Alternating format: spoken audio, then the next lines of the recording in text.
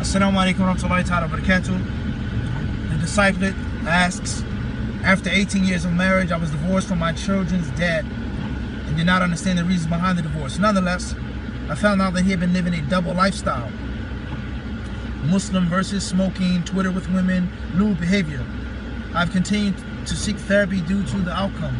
My question, what do I do regarding our children and their father? He does not act like a Muslim man.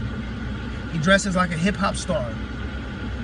He used to lead the Dawah committee at local Salafi mosque, and now he's struggling in his identity and iman. He now has a girlfriend that just graduated from high school, etc. Dear Mufti, I do not know how to deal with this. I continue to make dua for him and ask his children to make dua for him. And I do not speak badly about him to his kids. Please give me some insight. MashaAllah, our oldest child is in college at the age of 16 and has almost completed the Quran. By me going through this with their dad, it has caused me not to ever want to be married again. I do not trust anyone anymore. SubhanAllah, I feel really broken. Qadarullah wa ma sha'a fa'al. And I've continued to blame myself, although my Muslim counselor explained that it was not my fault. I'm really hurt, no longer for myself, but my children. I will say to you,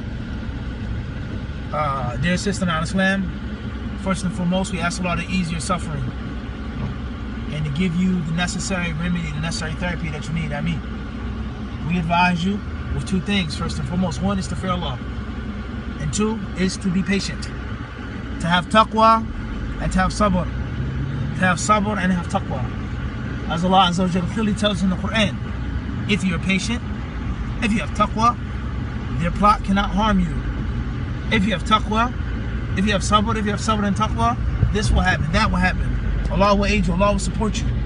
وَمَنْ يَتَّقِ اللَّهَ, he who fears Allah, يَجْعَلْ لَهُ مِنْ أَمْرِهِ يُسْرًا, he will make his affair easy for him. And Allah mentioned that ayah in Surah Al-Talaq. وَمَنْ يَتَّقِ اللَّهَ يَجْعَلْ لَهُ مِنْ, he will make for him a makhraj, a way out from every difficulty. So taqwa is considered to be the key to all success in this life and hereafter. So that is the first piece of advice that we give to you, is to have the fear of Allah subhanahu wa ta'ala and to remain patient. Do not give up and do not despair. We say that no matter what is being said about your husband or ex-husband, okay, whether is what you're saying about him true or not, accurate or inaccurate, those sins and those mistakes are sad, obviously. It's a shame. Pray for him and also give him nasihah. Enjoin the good and forbid the evil upon him. The Prophet tells us in the authentic narration, help your brother, whether he is an oppressor or the oppressed. So the beauty of Islam and the depth of Islam is that just because someone is your husband doesn't mean that he's not your brother. Just because he's your ex-husband doesn't mean he's not your brother.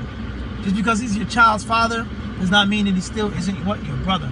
So he deserves for you to give nasihah. As Jarir ibn Abdullah al-Bajri narrated, that he gave the Prophet ﷺ the bay'ah, the pledge of allegiance, the oath to obey, to listen, to hear, to be loyal. Ala sami'u ta'a wa nushi li kulli muslim. To hear, to obey, and to give advice to every single Muslim. And there are many other hadith with regards to advice, enjoining the good, forbidding the evil, and throwing your brother a lifesaver. Throwing your brother or sister in Islam a rope when they're drowning and swimming, or drowning and not swimming in a pool of sin, a pool of misguidance, a pool of lost nothingness, whatever their fitna or the demons are that they're battling. So that's the second thing that you have to do, is give him nasihah. Tell him to fear Allah. Invite him back. Call him back. Perhaps he'll listen. Perhaps he'll benefit from your advice. Thirdly is, just because he's a sinner and he does these bad things according to what you say, that doesn't necessarily mean that he's a bad father. He could be a bad husband, he could be the best father. He could be a bad Muslim and a great father. Obviously, him living the lifestyle of what you quoted is not the best example for your children. He's not the best role model. But that doesn't necessarily mean that he isn't a good provider. It doesn't necessarily mean that he doesn't have jealousy for his children and that he'll die for them and protect them and keep any harm away from them. That doesn't mean that he won't support them and financially fund them to learn the deen and to practice the deen. So just because he's going through some trials and tribulations and he's a little backwards and crooked right now, it doesn't mean and doesn't necessitate that he is a bad father. So be very careful. And many people, they make this mistake in mixing the two. And this is why some of the people of knowledge, they say that a father that is a fasiq, he's a sinner, can be a wali. They say he can be a guardian of a girl when she gets married.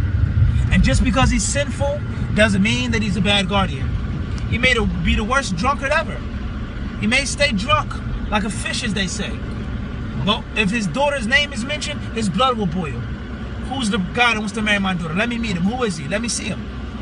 And he may be able, because of his lifestyle that he leads, to see through fake people, fake piety. How abundant these people are. That have a beard, have a thobe, know some people's names, have a sajda mark. And we're not saying anything bad about the beard. We're not saying anything about a sajda mark or that. We're not talking about that. Some people that are faking the funk, as we say. And he's a fasiq at nighttime. He's a womanizer. He beats his wife. He gambles. He sells drugs. He's this and he's that. He eats some riba. But he comes to the masjid looking pious, smelling pious, talking pious.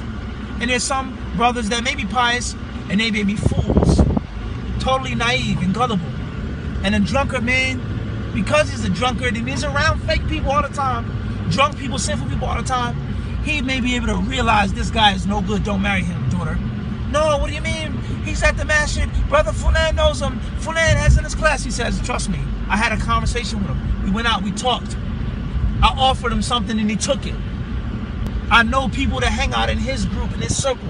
They're all fornicators. He hangs out with guys that beat their wives as well. Don't marry him. And the pious brother may be foolish and gullible. So just because he's a bad Muslim does not necessitate, it does not mean that he's a what? Bad father. So give him advice. Be patient. You fear Allah. You ask Allah. You teach your children what's right and what's wrong. You explain to your children what's good and what's bad. What's sunnah and what's bid'ah. What's tawheed, what's shirk. What's iman and what's kufr. You teach your children who they should be like, who should they dress like, who they should walk and talk like. Teach your children that. But that doesn't necessarily mean that he's a bad father, nor does it necessarily mean that it's impermissible for him to see his children and be with his children, as long as they're not being harmed, as long as they're not in harm's way. If he has narcotics with him and things like this, that's a different story. So there has to be detail in the answer. And many people that give these answers that are black and white, one absolute basic rule, and that's wrong.